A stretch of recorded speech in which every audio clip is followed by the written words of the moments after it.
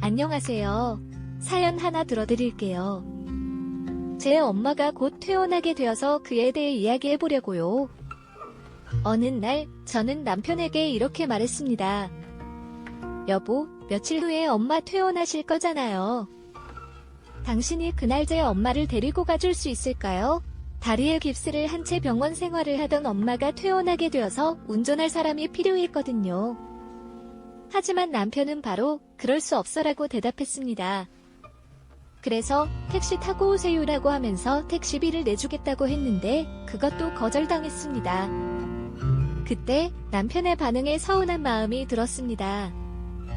그리고 다음날 제가 병원에 도착하기 전 친구를 만나러 갔었는데 친구에게 제 마음을 털어놓았습니다. 그리고 그때 순간적으로 눈물이 흘러내렸습니다.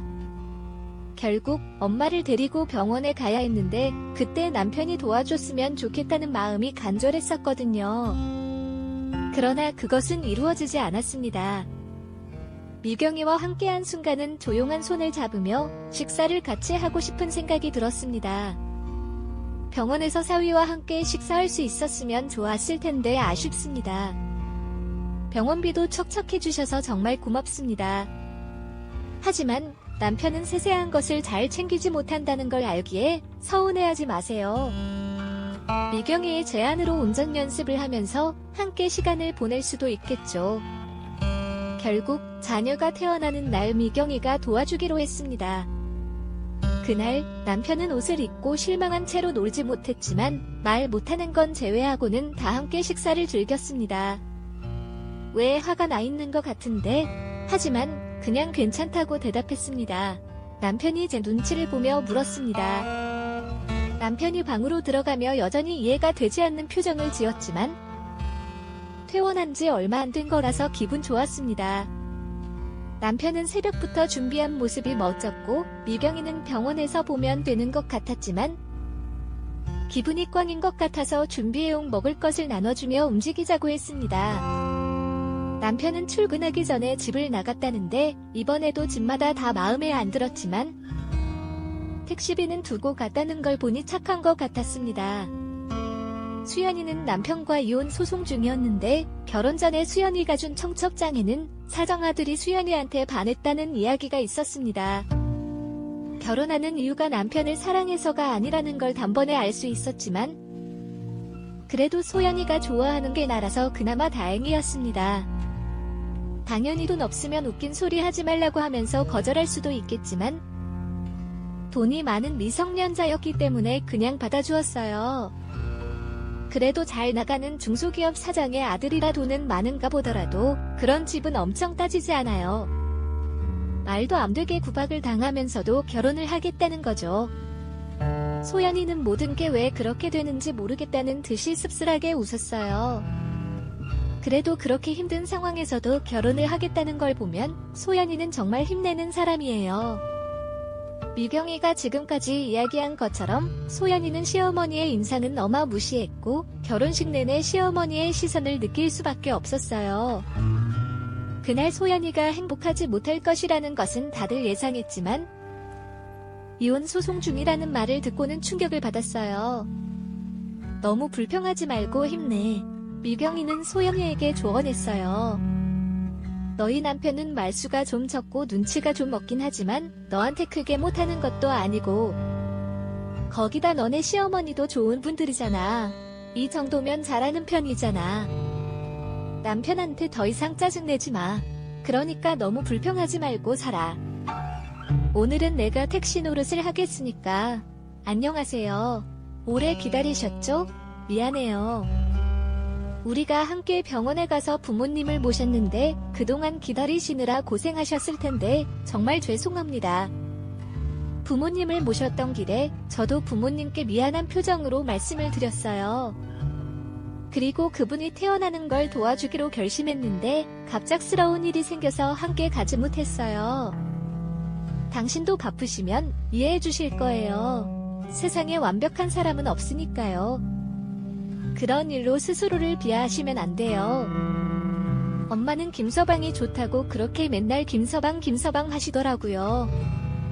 제가 불만스레 말을 하고 있었는데 엄마가 어이없다는 표정으로 쏘아붙였어요. 하지만 그런 언행은 참고 넘어가세요. 다른 양반들 대상으로도 그렇게 대하지 않으셨나요? 그렇다면 오늘 같이 다시 방문하시면서 잘 지내시겠다고 말씀해보세요. 일이 많아서 못 오시는 거라면 이해해 주시면 감사하겠습니다. 엄마의 말에 대해 어떻게 대처해야 할지 모르겠었어요. 하지만 엄마가 한심하다는 말은 제게 상처를 주기도 했어요. 하지만 엄마의 입에서는 충격적인 말씀이 나왔죠. 안사돈이 몇 번이나 왔다 갔다는 건 알고 있었지만 그러한 소리를 듣지 못했었어요. 그동안 과일이나 케이크 등 맛있는 것을 많이 사셨다던데 그런 소식을 듣지 못했어요. 안사돈이랑 마주쳤다가 아주 예의 바르고 좋다고 하셨다고 하더라고요. 대웅분들이라 그런지 말씨도 고상하고 참 훌륭한 분들이신 것 같아요. 김서방을 깎아내리는 말씀 대신 김서방이나 시부모님께 잘 지내시길 바랄게요. 그런 화살 같은 말씀은 하지 마시고요. 순간 말이 막혔던 저는 조용히 눈치만 보고 있었어요. 운전을 하시던 미경이도 엄마를 거들었죠. 엄마의 말씀은 그냥 지나치세요. 미경이가 그만하라고 했잖아요. 며칠 전부터 계속 투덜대셨다면 제가 닮아서 그런 건 아닌지 걱정돼요. 남의 엄마가 아빠를 바라본다고 해서 아빠가 왜 난리를 치는 거죠? 제가 지금까지 당신의 평가도 다 해드렸는데 그런 말씀을 들으니까 매우 당황스러워요. 하지만 당신께서는 친절하게 대처해주셨어요. 아빠가 억울하다고 느끼셨겠죠. 그래도 아빠가 이에 대해 어떻게 생각하시는지 궁금해져요. 저희 부모님이 집에 도착하셨을 때 음식도 없는데 뭐 먹고 들어갈까?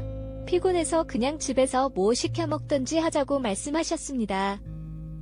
제가 부모님을 우리 집으로 모셨다가 주말에 다시 모시겠다고 생각했었는데 집에 들어가자마자 부모님이 모두 주방에서 분주하게 움직이고 계셨네요. 그 이유를 물어보니 우리 아들 말이 오늘 바깥사돈 생신이라고 하면서 생신상을 차린다고 전화가 왔었거든요. 답답해서 제가 와서 봤더니 집안을 난장판으로 만들어 놨길래 부랴부랴 음식을 준비하고 있었습니다.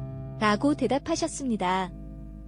하지만 아버지가 웃으며 말씀하셨죠. 넌 뭐 하고 있어? 얼른 모시고 들어와. 그래서 엄마를 모시고 집 안으로 들어왔는데 그때야 생신이었다는 것을 깨달았습니다. 그래서 부모님을 우리 집에서 머무르도록 제안했습니다. 그런데 시어머님이 그렇게 어색한 미소를 지으시더니 같이 식사하고 가세요. 아니면 저희가 너무 죄송하지 않습니까? 라고 말씀하셨습니다. 그 모습에 지방으로 들어가자마자 남편의 얼굴이 말이 안 되었어요. 그러니까 이번 생일상을 보면서 아버지 얼굴에 미소가 깃들었고 마음이 풍성해 보이셨어요. 음식 거의 다 준비된 것 같으니까 잠시만 기다려주세요. 장모님 생신 정도는 기억해 주셔야죠. 미역국은 제가 직접 끓인 거예요. 별일 아니라는 뜻이에요. 한번 드셔보시겠어요? 아버지 입에서 칭찬이 쏟아졌어요. 마셔 아주 기가 막히구먼. 고맙네. 차려진 밥상을 보면서 아버지가 정말 좋아하시는 것 같았어요.